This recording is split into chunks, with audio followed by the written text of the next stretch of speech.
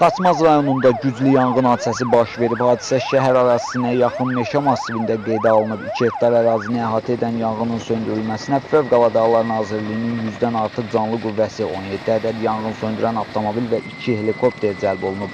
Hadisə zamanı 2 nəfər xəsarət alan şəxs Fövqəladə Hallar Nazirliyinin xilasediciləri tərəfindən xilas edilib. Həmin şəxslərə ilkin tibbi yardım göstərildikdən sonra helikopter vasitəsilə paytaxtdakı tibb müəssisələrinə göndərilib. Qeyd edək ki, bütün bunlar Fövqəladə Hallar Nazirliyinin meşə yanğınları zamanı Şimal Regional Mərkəzinin, Nazirliyin qurumlarının regionda yerləşən struktur bölmələri və digər aidiyyatı dövlət qurumları ilə qarşılıqlı fəaliyyətinin təşkili mövzusunda xüsusi təlimində baş verib.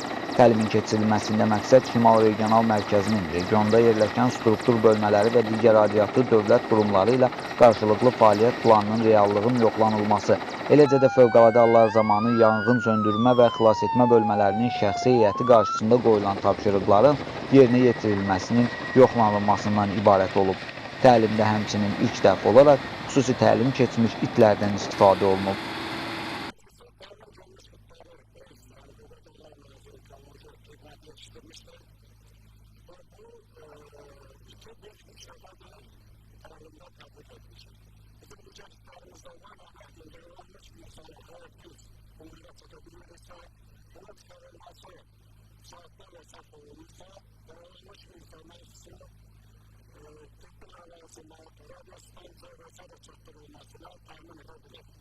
Təlimə Fövqəladə Hallar Nazirliyinin qurumları və Şimal regionunda yerləşən struktur bölmələri, eləcə də Mərkəzi İcra Hakimiyyəti orqanlarının qüvvə və vasitələri cəlb edilib. Təlimi Fövqəladə Hallar Nazirinin müavini Etibar Mirzəyev də izləyib.